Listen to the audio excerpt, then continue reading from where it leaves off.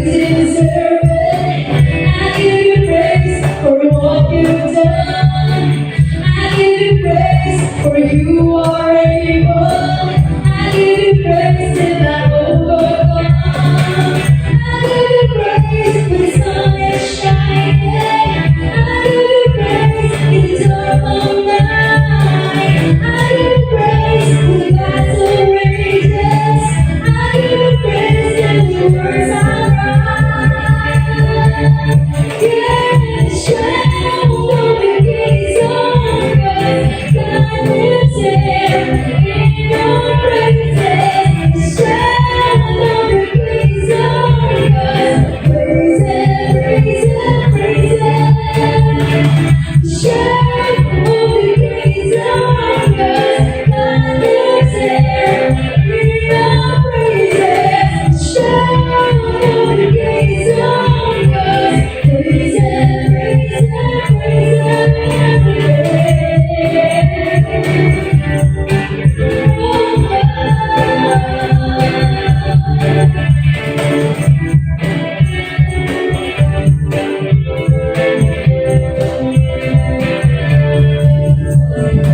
Heaven open as we sing your praise. Angels join us as we praise your name. One church. Heaven opens as we sing your praise. Angels join us as we praise your name. Shout for the King is among us. God lives here in our praises. Shout for the King is among us. Praise Him, praise Him, praise Him. Shout for the King is among us. God lives here in our praises. Shout for the King is among us. Praise Him, praise Him, praise Him. Shout for the King is among us. God lives here in our praises. Shout for the King is among us. Praise Him, praise Him, praise Him. Praise Him, praise Him, praise Him, praise Him, praise Him, praise Him, praise Him, praise Him in everything.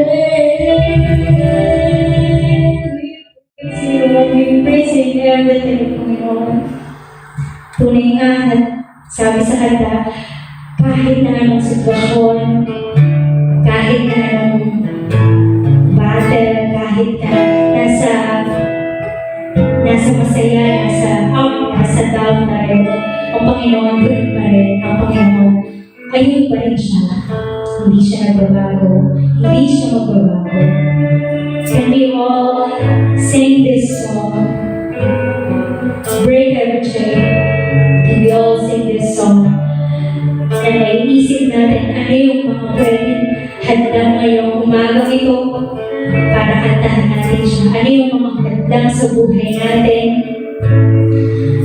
para makilala natin siya, para mas makita natin siya, yung glory niya, yung kapangyarihan niya sa buhay natin. Let's present it to God. Whatever chain it is, present natin sa Lord habang kinakanta natin itong kantang. I believe there's power in the name of Jesus. There's power in the name of Jesus. Sing this song.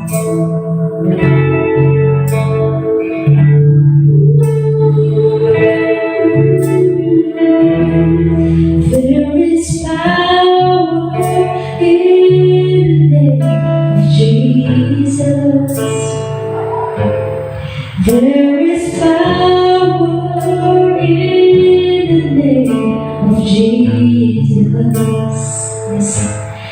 There is power in the name of Jesus to break every chain, break every chain, break every chain.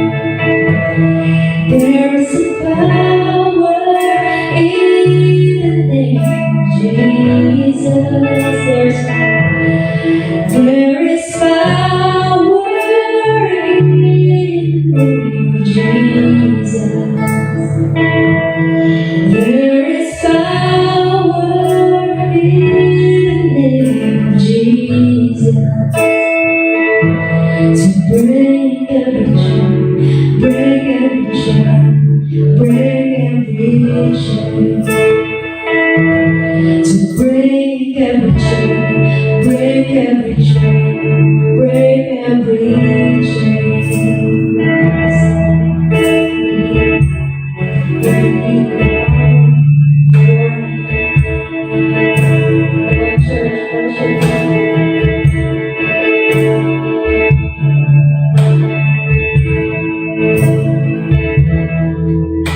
All selfish separate parts, so freely given such a price, but our redemption,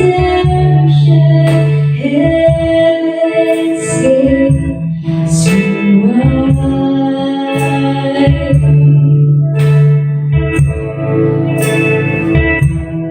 There's power in the name of Jesus. There's power in the name of Jesus. There is power in the name of Jesus to break every chain, break every chain, break every chain. There's power in the name of Jesus. There is power in the name of Jesus. There is power in the name of Jesus.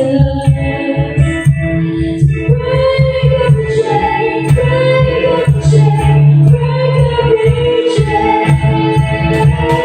Break every chain, break every chain, break every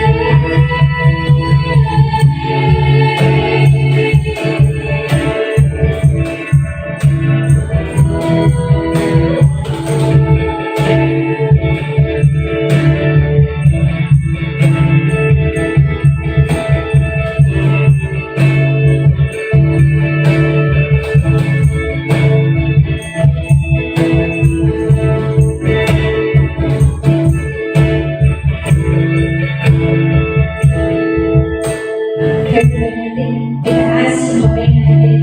Nasaan na kayo? Pwede mo itaas yung kamay mo. Singing this song.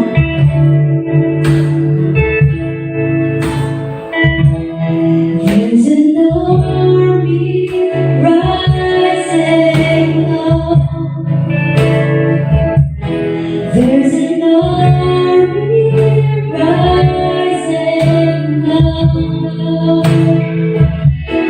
There's an army rising up.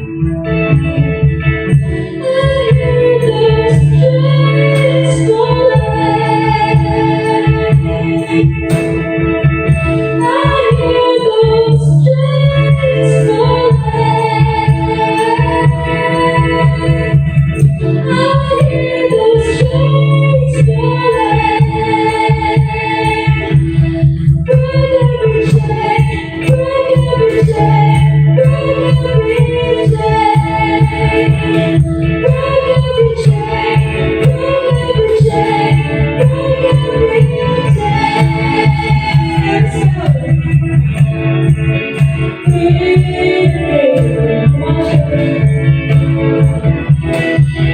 is power in Jesus. There is power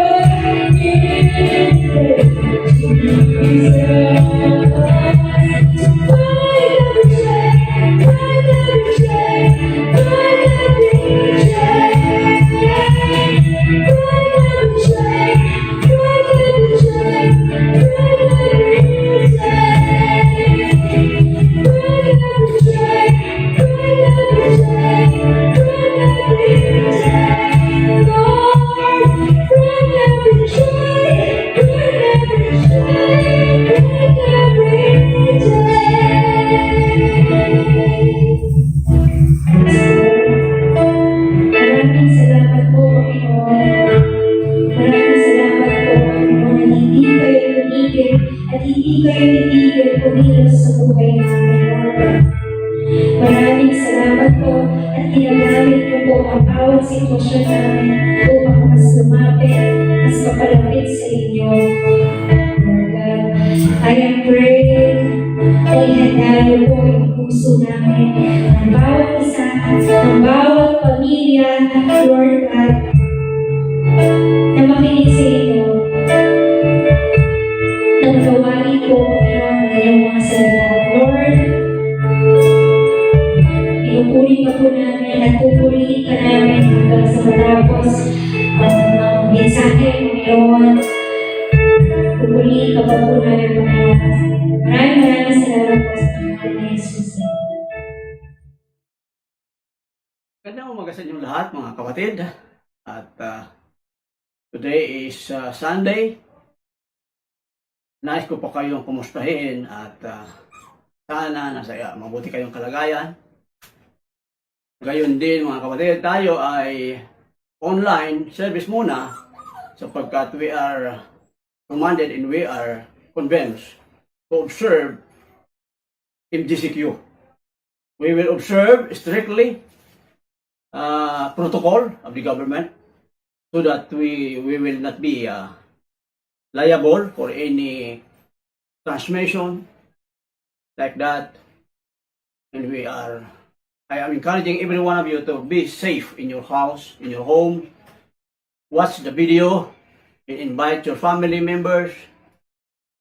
And please listen closely sapagkat ang ating pag-aralan ay last na ng ating pag-aaral about faith at alam ko na kayo ay makakapulot ng mensahe mula rito. Pero bago tayo dumako sa ating topic, let us pray muna. Lord, maraming pong salamat sa araw na to na kami po, Panginoon, ay makakalapit sa iyo, sa iyong trono ng biyaya. Una sa lahat, Panginoon namin Diyos, patawarin mo kami kung mayroon mo kami kasalanan at pagkukulang.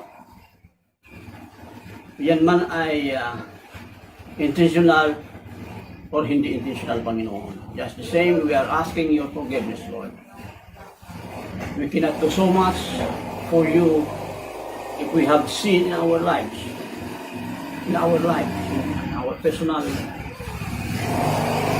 dealing with you, Panginoon ng Diyos. Alam po namin na hindi mo kami, Panginoon, bibilisyonan.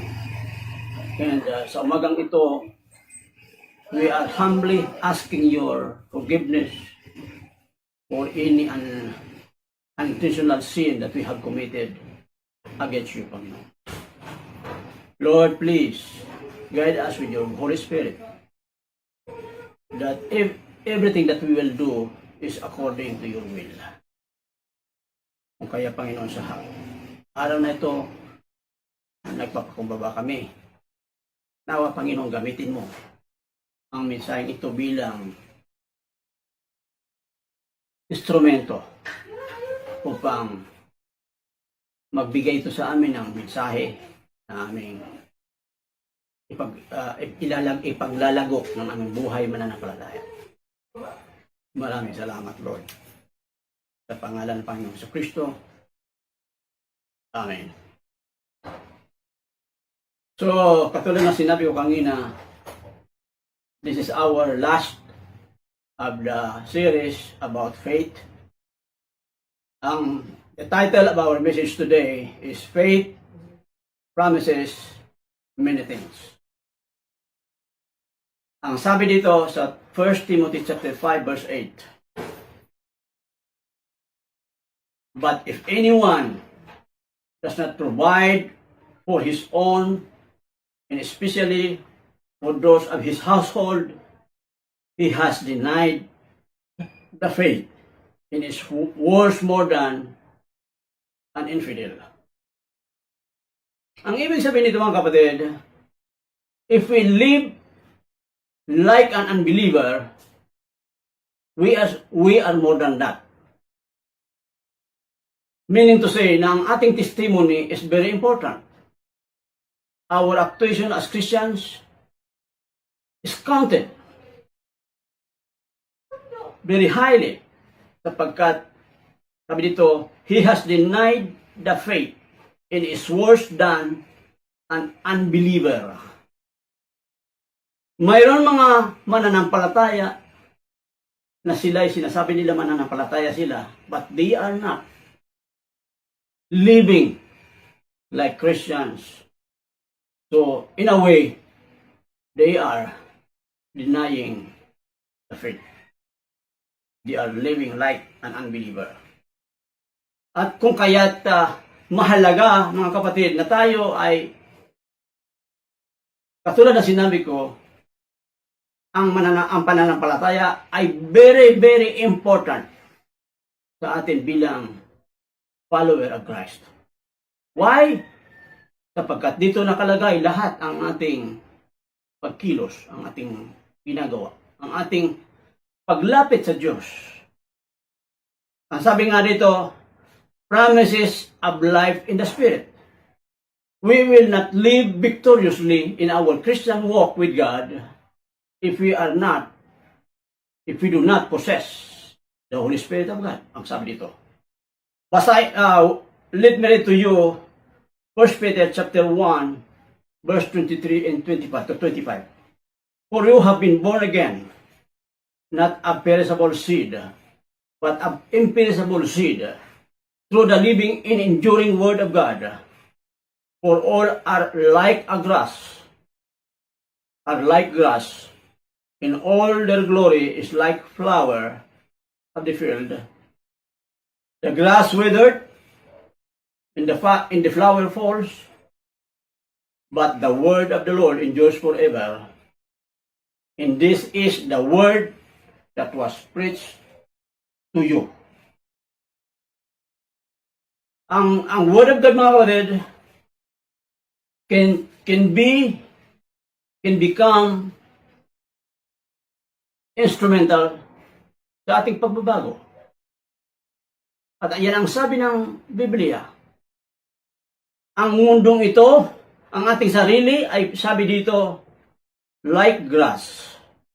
In all the glory is like the flower of the field. The grass withers, and the flower falls.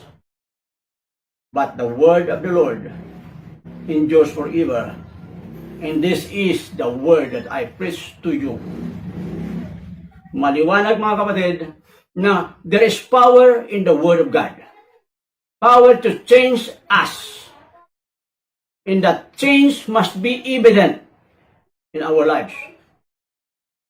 Ang pagbabagong yan ay dapat nakikita to prove that we have the changes na ipinangako ng salita ng Panginoon.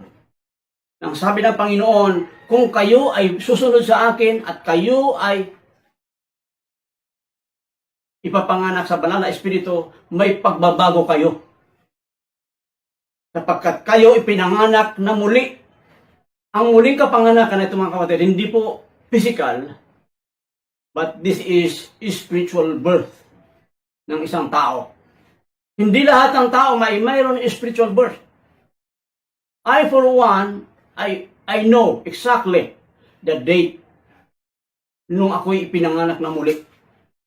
But at that moment, when I become a Christian, when I accepted Christ as my personal Savior and Lord, it was a struggle. Every day, I struggled to live out the good life that He demanded. That God demands a life that is changed, na binago ng Panginoon. Nang sabi dito, tayo ay parang mga damo na natutuyo. Ang ating kagwapuhan, ang ating kagandahan ay lumilipas. Ang sabi dito, we were like our beauty, were likened unto flowers. Sabi dito, ang bulaklak ay nalalanta. Ang sabi dito, but the word of the Lord endures forever. Ako'y naniniwala sapagkat po tayo binago ng Panginoon. May pagbabago na ginawa ang Panginoon sa buhay ko. Ako mismo, nagpapatotoo. Katulad na sinabi ko kanina, at first, it was a struggle, really hard, very, very hard. Na ako ay sumunod sa salita ng Panginoon. It is not easy to follow the commandments of God. It is not easy to be like the other Christians who are following closely the Word of God.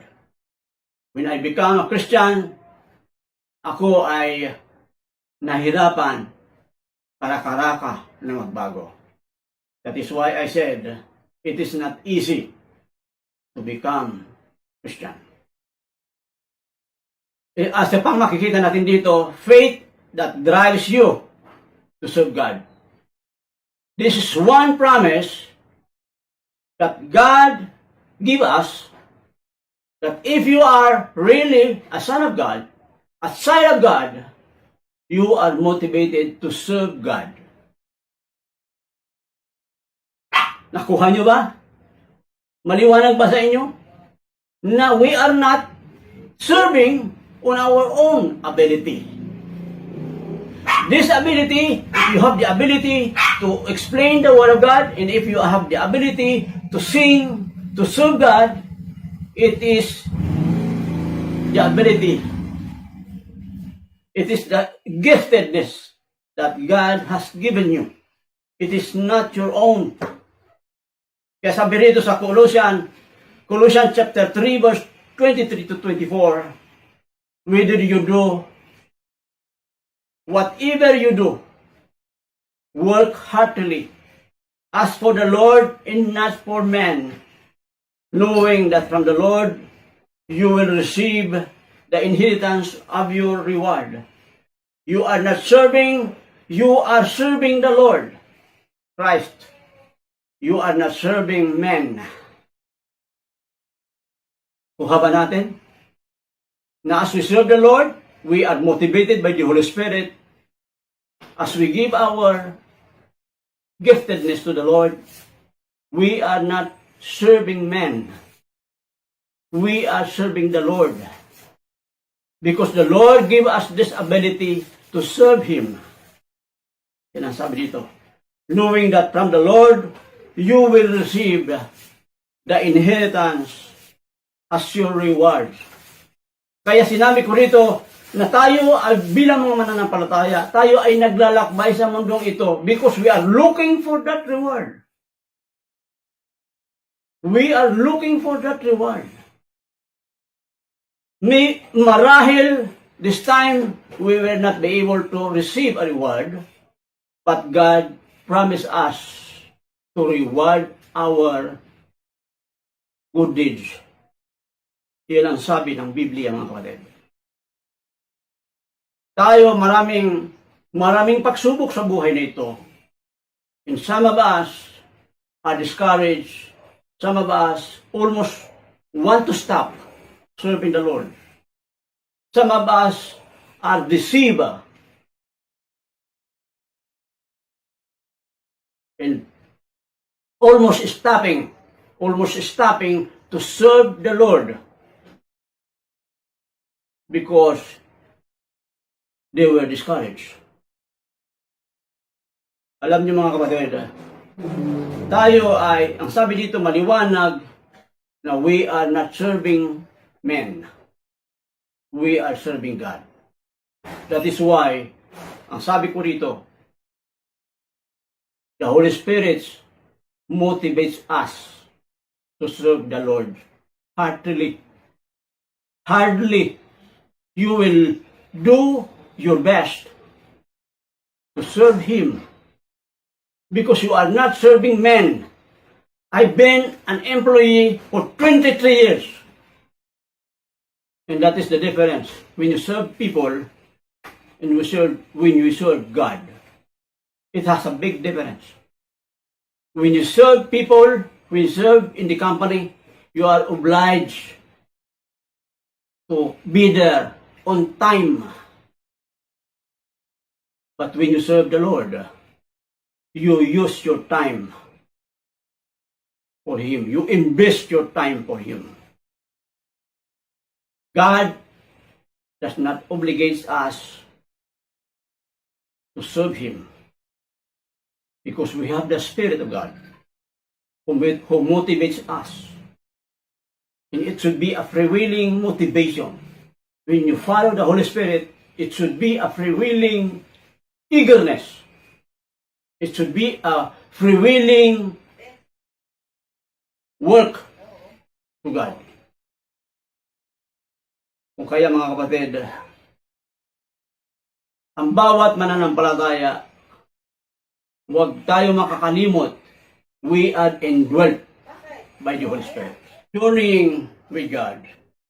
It is said to be that as we are serving the Lord, we are on our journey towards our promised land. That is why journeying with God, we must possess the goal in mind. There are many obstacles, there are many hardships when we accept the journey. Ang sabi po rito sa 1 Corinthians chapter 10, verse 1 to 10, for I do not want you to be ignorant of the fact, brothers and sisters, that our ancestors were under the clouds, that they are passed through the sea. They were all baptized into Moses, and in the cloud, and in the sea. They all ate the spiritual food, and drank the same spiritual drink, for they drank from the spiritual rock that accompanied them, and that rock was Christ. Alam niyo mga kapatid, as we journey towards our promised land, God is with us. Huwag nating kalimutan yung mga kapatid. Ibig mong sabihin, Pastor, kung ikaw ay nahihirapan, God is with you? Yes. Kung ikaw maraming pera, God is with you? Yes. Any circumstances that you are in, God is with you. God knows everything that is happening in your life. And everything circumstances in life that you are in, God knows. Kaya sabi rito, they all ate the same spiritual food. Naalala niyo mga kapatid na yung mga Israelita mula pagkalabas nila sa Egypt, kumain sila ng mga mana na provided mula sa langit. Yan ang sinasabing spiritual food. At sabi ito, and drank the same spiritual drink. Nandun sa Mariba, nagkaroon ng tubig. Umagos ang tubig at lahat ng mga Israelita nakainom ng tubig na yun. For they drank that spiritual rock that accompanied them, and that rock was Christ. Pastor, wala pa naman noon si Kristo, hindi pa naman pinapanganak noon si Kristo. Alam niyo mga kapatid, pag sinabi ng God is with you, that is the Christ. Yung tinatawag natin theophany. na hindi pa si Kristo pinapanganak, he is representing as an angel of the Lord to be with believers, with the believers. Palagi siya nangunguna sa mga mananampalataya, kahit na noong lumang tipan, mga kapatid. Sabi dito, nevertheless, God was not pleased with most of them. Most of them. Yung nakakarami, hindi nakabigay lugod sa Panginoon. For every, God was not pleased with most of them, but bodies were scattered in the wilderness. Kaya ang Panginoon ay nagalit at nangyari nga noon na inutusan niya si Joshua at saka si Caleb at saka yung iba pang representative ng 10 tribes na pumunta sa Promised Land. At si Caleb at saka si Joshua nagbigay ng magandang balita. Nang sabi ni Joshua at ni Caleb, the place is full of milk and honey, so we can conquer them. We can go to that land, and we will enjoy the abundance of that land. At ang sinabi ni Joshua at saka ni Caleb, nagbigay lugod sa Panginoon. At ang sinabi naman ng 10, puro negatibo. Hindi natin matatalo yung mga tao doon.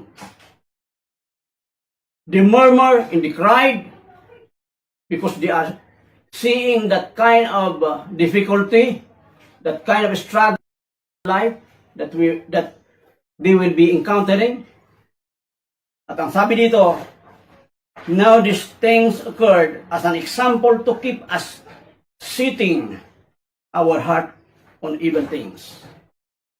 We are not to set our heart, we are not na magbalak tayo ng mga bagay-bagay na makamundo, sabi dito, as they did, do not be idolaters, as some of them were, as it were written, the people sat down to eat and drink and go up to indulge revelry.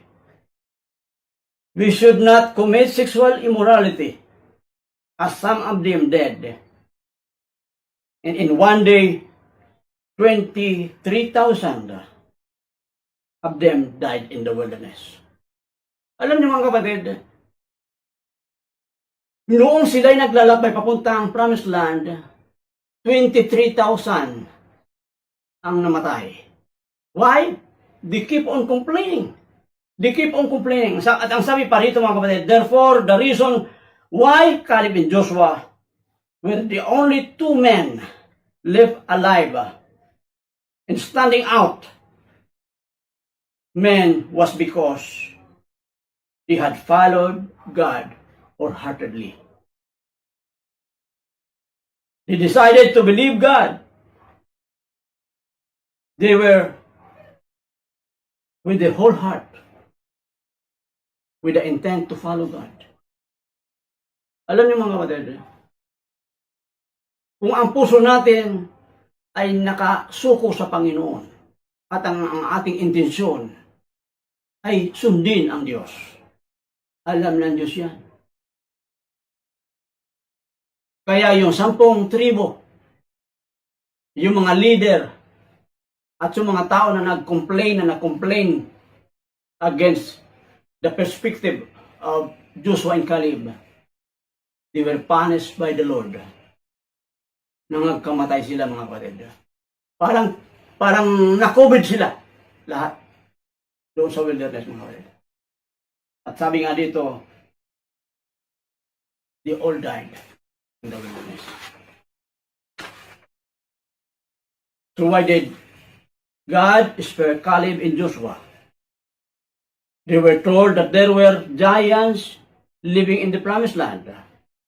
They began doing things that made them miss the Promised Land.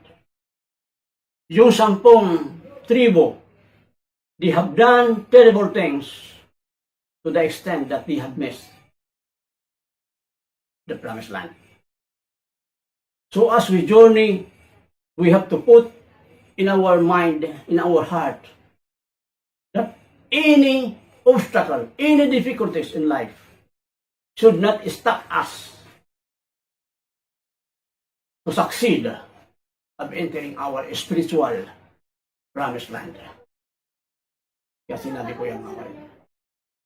We are journeying towards our promised land in spiritual phenomenon. Sabi dito,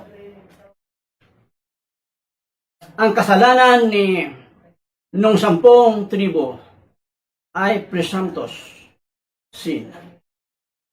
Nag-aakala sila na ang kanilang pagpasok sa promised land, ang kanilang pagsunod sa Diyos ay lubhang imposible na makamit nila ang kanilang promised land. Yung ipinangako ng Panginoon, maraming ipinangako ang Panginoon, pero hindi nila pinanampalatayan na sila ay makakapasok sa promised land. Anong ginawa ng Panginoon?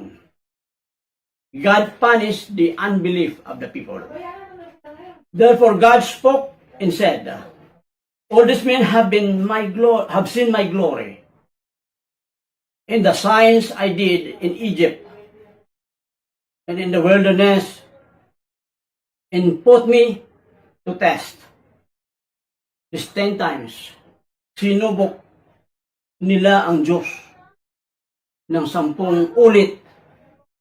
At sabi dito, and have not listened to me, and they shall not see the land I promised their father. But he continued, but my servant Caleb and Joshua will bring into the promised land because he has different spirit in him and has followed me wholeheartedly. At mga kapatid, ang mahirap dito mga kapatid, sa ginawa ng 10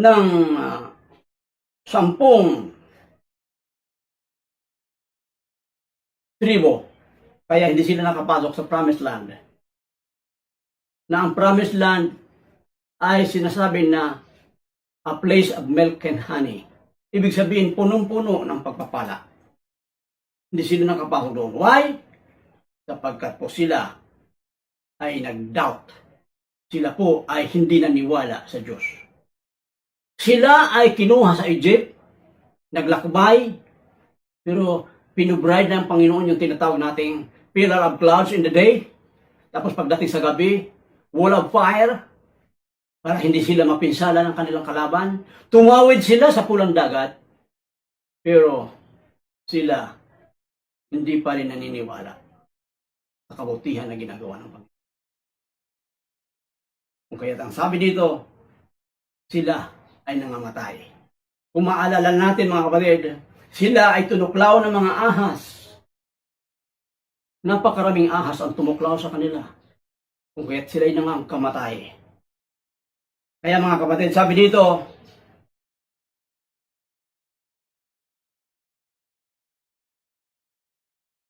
dapat hindi tayo nagdadalawang isip sa ating ginagawa sa Panginoon. At sabi nga dito, dapat po tayo ay manalig sa Panginoon. At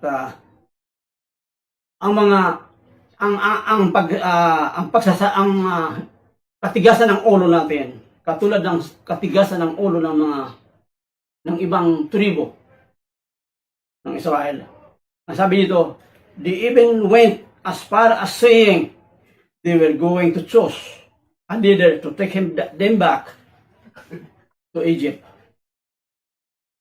Alam niyo mga kapatid, mas matindi ito, this is an insult to God. Na sila'y ang bansang Israel lumabas sa Egypt, at nung sila'y nakaranas ng maraming paghihirap, they wanted to choose a leader that will bring them back to Egypt. That is an insult to God. At hindi yun ikinalugod ng ating Panginoon kung kaya't sila ay nangagkamatay sa wilderness. Ngayon tayo dadako sa affirmation of trust. Mga kapatid. Therefore, the reason that Joshua and Caleb were the only two men left alive and standing out of all the men was because they had followed God wholeheartedly. The same is true with God. Huwag po tayong magdududa. Huwag po tayong magdadalawang isip. Double-mindedness. Ang double-mindedness ay hindi rin ikinalulugod ng Panginoon. Am I going to serve God? Ayan, sabi nga ni Joshua.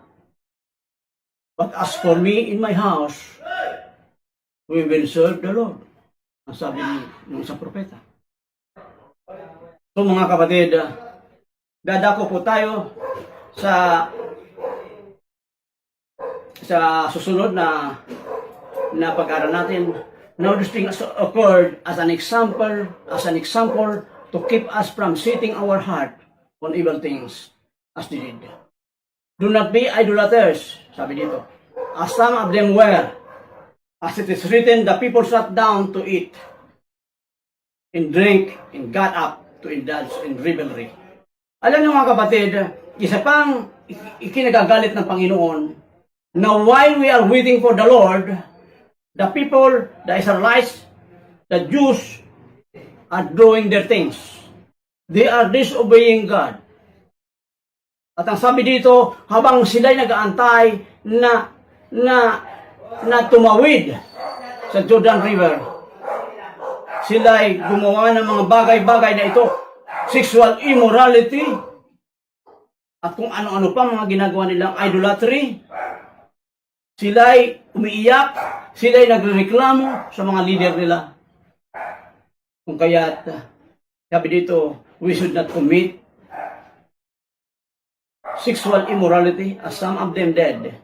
In one day, 23,000 of them died in the wilderness. So ngayon mga kapatid, let us pray na tayo ay sana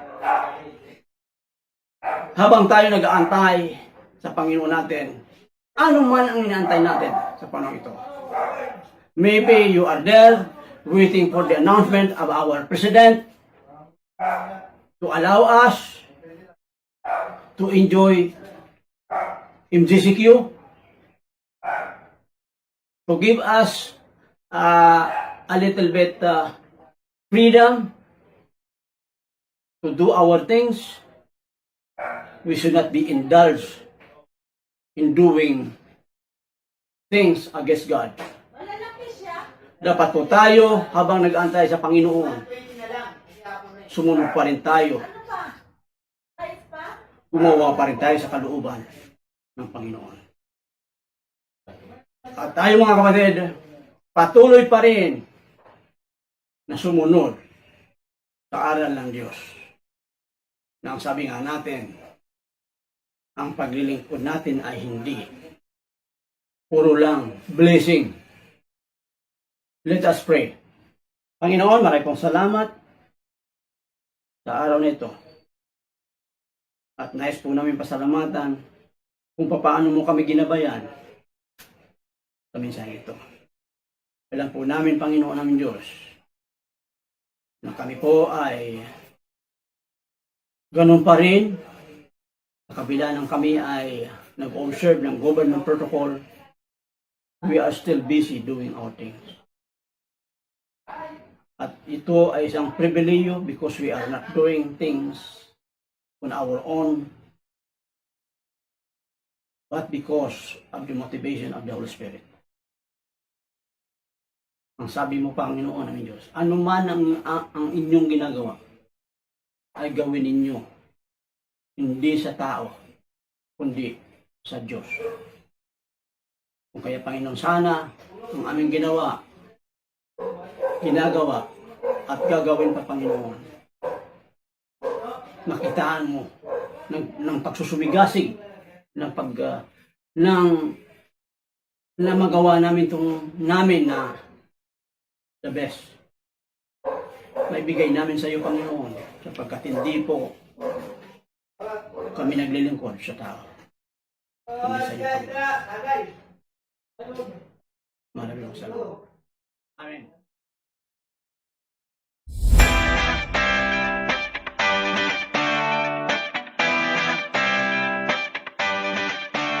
Ayan, naway na bless po tayo sa kakatapos lang ng message. Hindi pa po dyan nagtatapos. Meron po tayong tinatawag na breakout session. Ano nga po ba ang breakout session? Ang breakout session po is dito pwedeng i-share ang mga natutunan natin sa kakatapos lang ng message. Dito din po sasagutin ang ating breakout question na ibibigay maya-maya lamang. Paano nga ba makasali sa ating breakout session? Per small group po ito, kaya kung hindi ka pa kabilang sa isang small group at gusto mong makabilang sa ating breakout session, just comment me down below. Meron pong team na mag-a-assist sa'yo. Kung napanood ka ng mensahe natin ngayong araw na ito, sila po ay mag-chat at sasamahan kayong sagutin ang ating mga breakout questions. Pero, pwede nyo rin po itong gawin kung sino ang kasama nyo nanonood ngayong araw. Ngayon, tumako naman po tayo para sa ating tithes and offering. If you still want to continue to give for our tithes and offering, just feel free po to send your tithes and offering in the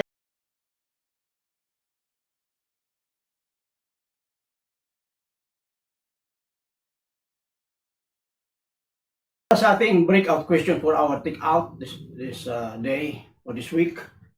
Number 1, have you experienced being blessed by God beyond your expectation because you remain faithful to Him? What did you feel or realize about it?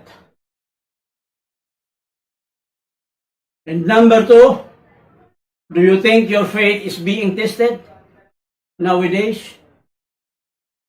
How do you say so?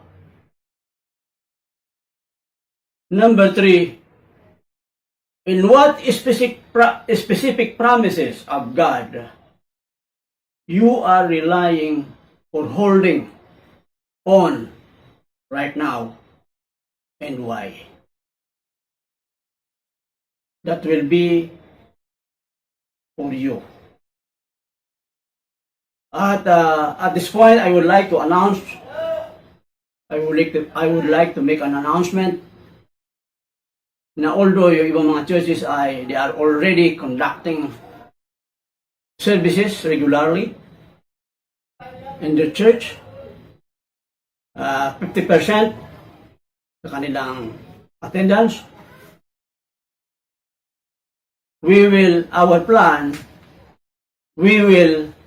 have our congregational service, meaning we will congregate in our place in Grand Valley come October 4. So I would like you to bring your protocol gadgets with you, and we will have our